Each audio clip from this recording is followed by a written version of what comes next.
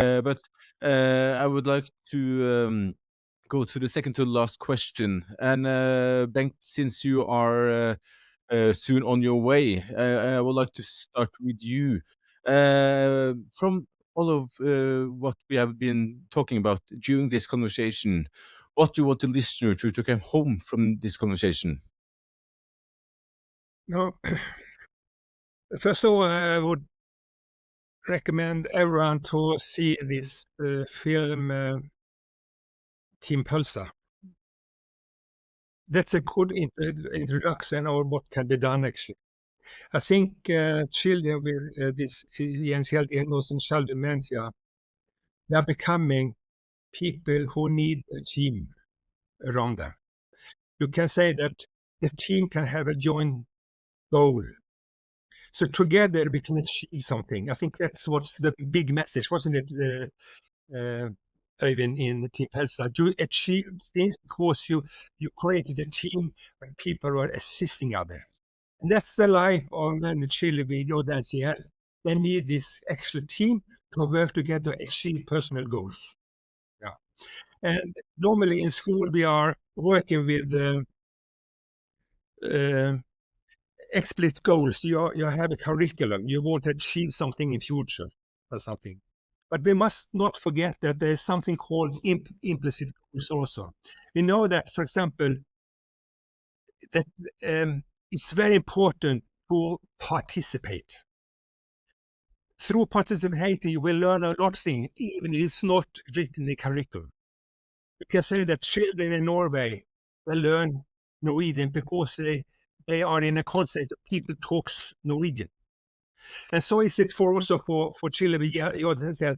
We must secure participation because it's a lot of learning and maintenance in participation. I think let's say when the dementia becomes quite severe, participation is a very, very important goal. They must have sort of an agenda in life where they participate in different kind of activities. That's how I look on education on later stages of dementia. Yeah. And Annegret, the same question to you. What do you want the listener to take home from this conversation? I think participation is very important term, and also that we should avoid becoming passive. Passivity is a huge danger for these children. And an example of that is that many of them have difficulties expressing themselves with words after some time. And we have seen examples that the staff then stops talking. They talk much less.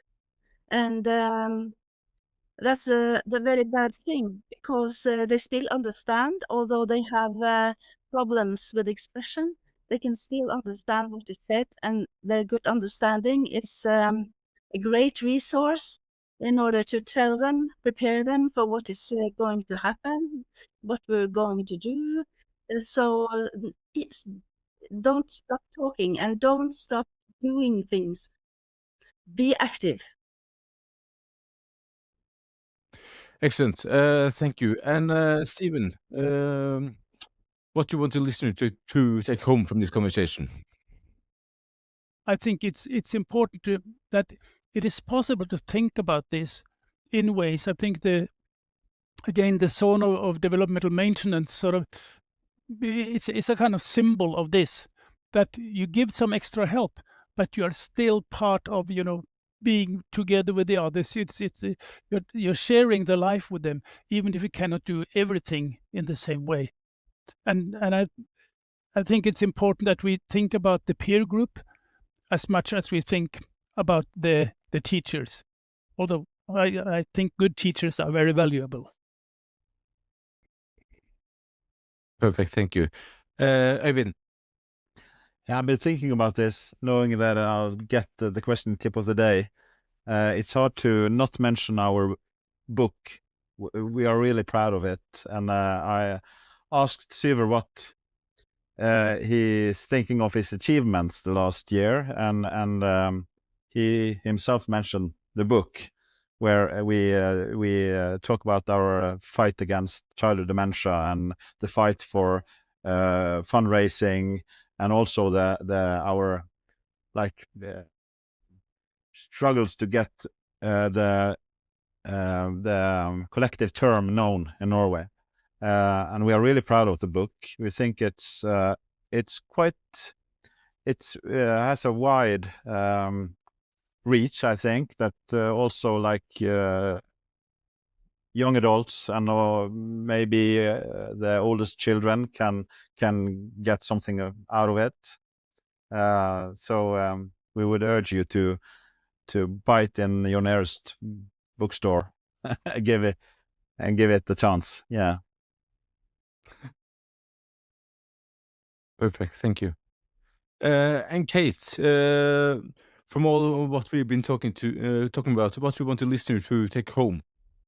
I think at the heart of it, what we need to focus on is quality of life, not attainment. It's about the maintenance of skills so they can have as good of life quality for as long as possible. It's about dignity, preserving their identity, their sense of identity and achievement. It's not about milestones. It's about belonging. It's about active participation, not just simply being in attendance. So we need to interpret all of this within education being a part of pediatric palliative care, which is what Gail mentioned last week. So we cannot separate education from it, because as Stephen mentioned, I think earlier on, these children are spending, a lot of these children are spending 4 to 6 hours per day, the most active hours of the day at school. So then it's the school's responsibility to make the most of this time so that they have the best possible time at school. And I think a huge part of that as well is relational practice. So making sure that the families are feeling seen, heard, and not to forget the siblings as well.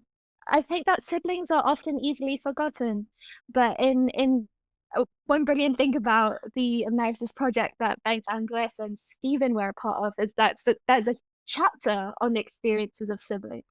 So making sure, where appropriate, you hear their concerns.